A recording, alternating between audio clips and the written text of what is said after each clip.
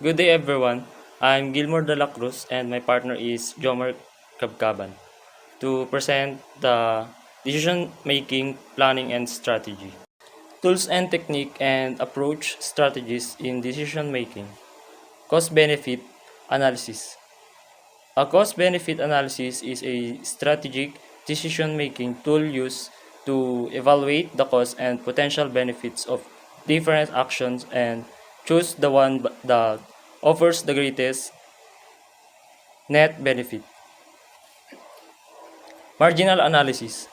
Marginal analysis compares the benefits of an input or activity to its cost, helping business leaders assess if it maximizes return on investment.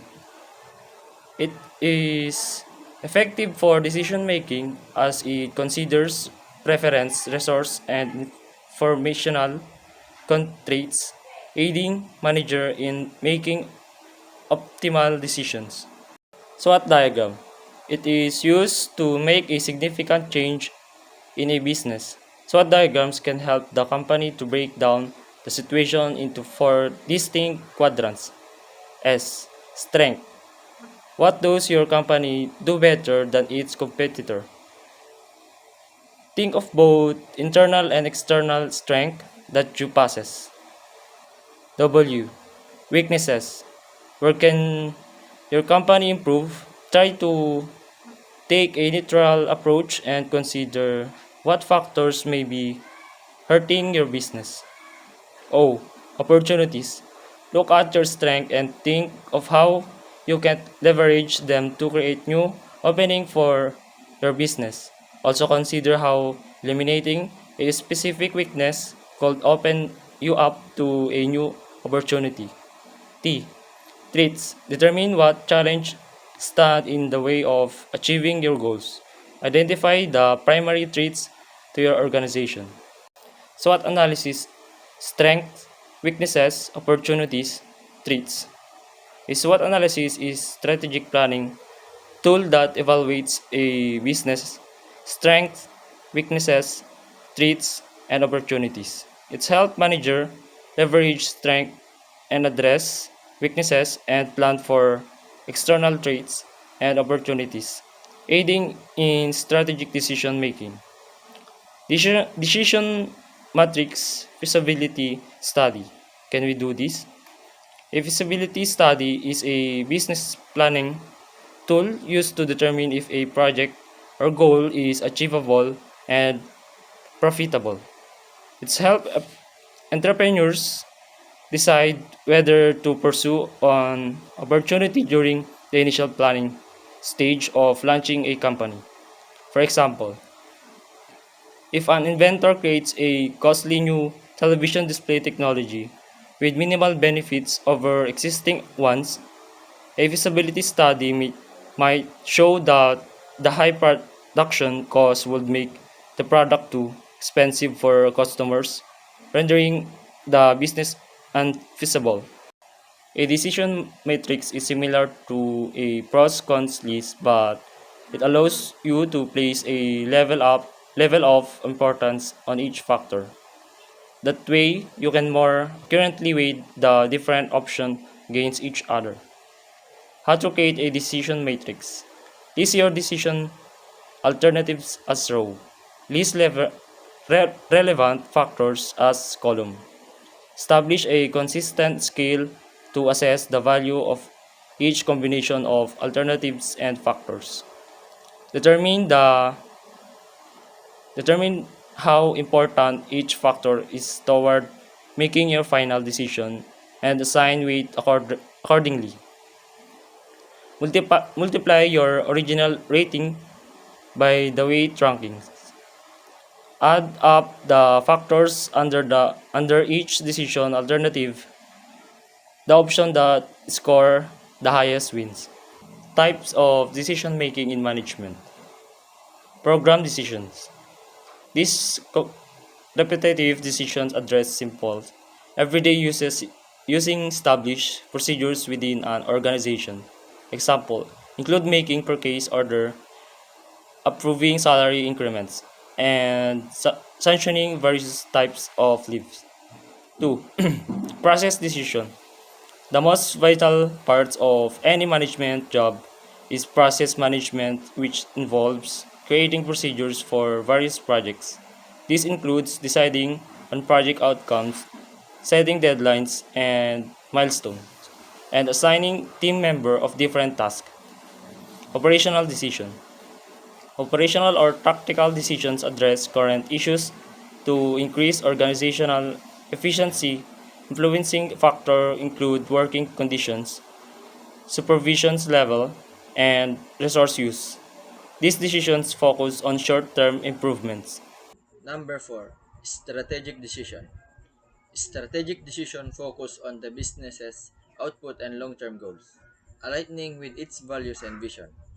They also ensure short-term goals are meant to maintain progress toward milestone. For example, defining new niches, better situating a product in a market, what ad campaigns to run, and what message are all examples of strategic decision managers have to make. Number 5. Decision making technique. Here are 5 techniques to take your management decision making skills to the next level. Number 1. Take a process oriented approach. The first step in effective decision making process is asking the right question. Train your team to analyze the problem and develop solutions. Following a structured, step by step approach helps achieve team and business goals. Number 2, involve your team. Decision making should not be done in a vacuum. Team members should always be involved in your decision making process. Number 3, foster and collaborative mindset. There are two mindsets you need to consider to instill collaboration in your team. One is better than the other. The first is advocacy. This mindset views decision making as contest. Individuals seek to persuade others of their ideas, defend their positions, and downplay any weaknesses. The next is inquiry. This mindset navigate decision making collaboratively with a problem solving orientation. Individual test and evaluate assumption by presenting balanced arguments, considering alternatives and being open to constructive criticism. Number 4, creating and uphold physiological safety. Creating physiological safety is crucial for encouraging team members to freely share ideas and perspective, fostering innovation and high performance with the team. Number 5, reiterate the goals and purpose of the decision. When making decisions about important and complex issues, revising your goals and purpose is crucial to ensure that your team is motivated and aligned with the organization goals. This is for the next is approach strategies in decision making. Approach 1. Rational and analytical approach.